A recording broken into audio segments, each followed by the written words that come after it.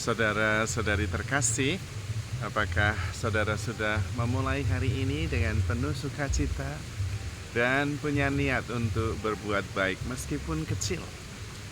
Semoga Tuhan memberkati niat baik saudara. Kita sebetulnya ketika mempunyai seorang anak, pada waktu itu kita sungguh-sungguh bisa mencintai anak kita tanpa pamrih. Mengapa kita bisa mencintai anak kita tanpa pamrih?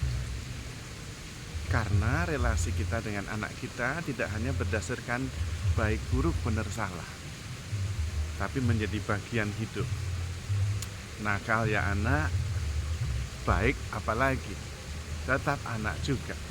Dan karena itu cinta kita kepada anak kita bukan berdasarkan baik buruk benar salah.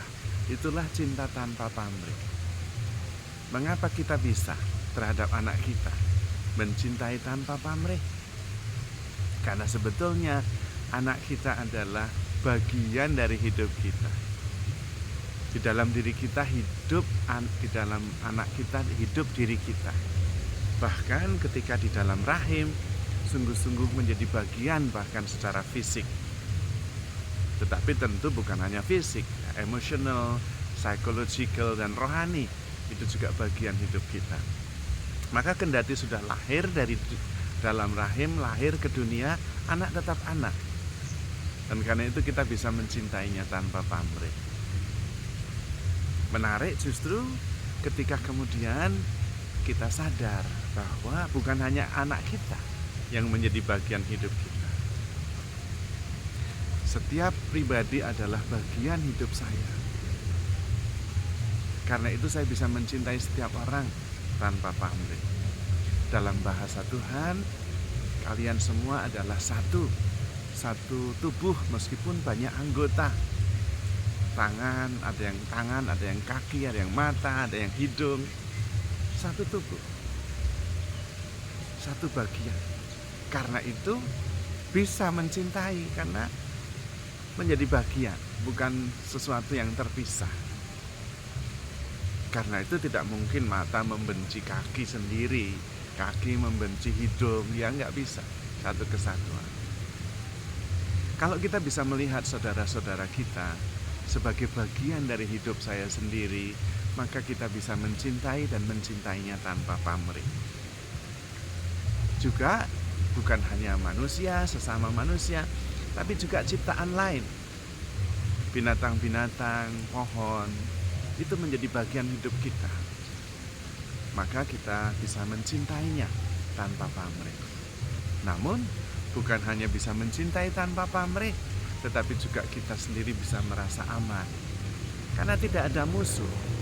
Satu sama lain terhubung sebagai satu kesatuan. Karena itu tidak ada yang mengancam, tidak ada persaingan. Dan karena itu hidup kita jauh lebih damai. Kita diminta mempunyai perspektif cara pandang yang inklusif, bukan eksklusif. Yang lain adalah bagian dari hidupku. Saya tidak terpisah dari yang lain, terhubung sangat erat. Dan sebetulnya itu memang benar. Kita satu sama lain terhubung, tak terpisahkan. Karena itu di dalam Injil Tuhan seringkali mengecam kota. Yang dikecam itu kota, bukan pribadi-pribadi.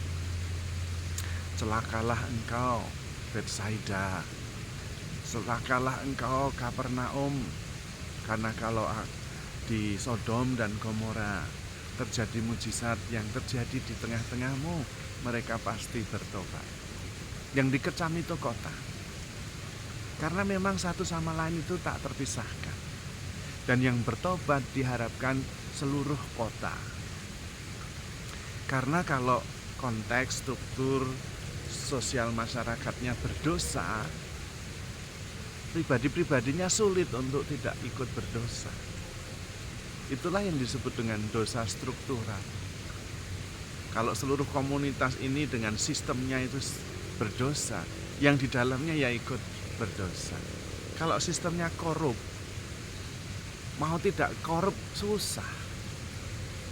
Maka mari kita bersama-sama, masing-masing pribadi menyadari keterkaitannya satu sama lain dan kemudian sama-sama bertobat.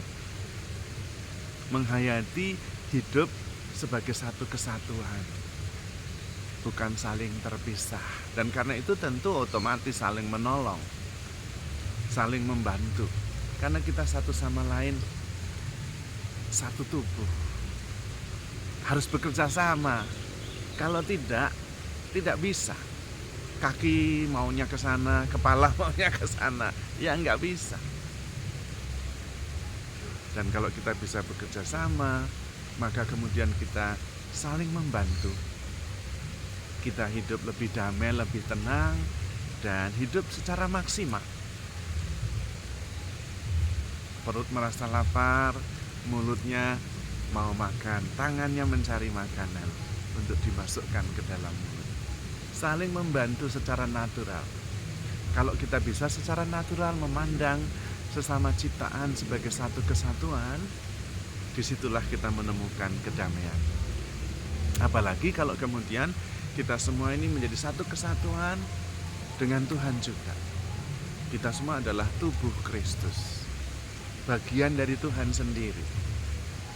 Daya hidupnya dari Tuhan. Di dalam diri kita ada daya ilahi.